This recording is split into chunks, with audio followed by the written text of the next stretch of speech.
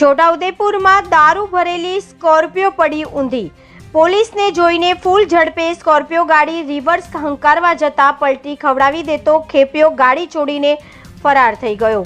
છોટાઉદેપુર જિલ્લાના બોડેલી વિસ્તારના જબુ ગામ નજીક મેરિયા પુલ પાસે હાઈવે રોડ ઉપર મહેન્દ્રા સ્કોર્પિયો ગાડીમાં લઈ જવાતો ₹99,360નો ભારતીય બનાવટનો વિદેશી દારૂ છોટાઉદેપુર એલસીબી પોલીસે ઝડપી પાડ્યો છે અને કુલ ₹3,99,360નો મુદ્દામાલ જપ્ત કર્યો છે.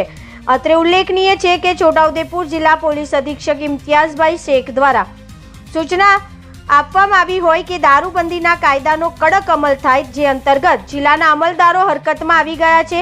જેના ભાગરૂપે Chhota Udepur LCB PI MF Damor દ્વારા સ્ટાફના માણસોને સૂચના આપવામાં આવી હતી, જે આધારે એલસીબીના કર્મચારીઓ બોડેલી પોલીસ સ્ટેશન વિસ્તારમાં પેટ્રોલિંગમાં હતા. તે સમય દરમિયાન પીઆઈ દ્વારા ટેલિફોનિક જાણ કરવામાં આવી હોય કે જબુ ગામ નજીક મેરિયા પુલની પાસે હાઈવે રોડ પર મહેન્દ્રા કંપનીની સ્કોર્પિયો 4-વ્હીલર ગાડીમાં તેનો ચાલક ભારતીય બનાવટનો વગર પરમિટે વિદેશી દારૂ ભરી જબુ ગામ થઈ બોડેલી તરફ આવે છે. જે બાતમી હકીકતના આધારે વર્ણનવાળી સ્કોર્પિયો ગાડી આવતા તેના ઈશારાથી રોકવા જતા ગાડીનો ચાલક પોતાની ગાડી ફૂલ ઝડપે રિવર્સમાં હંકારી ભગાડી પોતાની ગાડીને તેમજ થોડી આગળ ઉભેલ ટ્રેક્ટરને નુકસાન પહોંચાડી રોડની સાઈડમાં પલટી ખવડાવી સ્થળ પરથી ગાડીનો ચાલક નાસી ગયો હોય.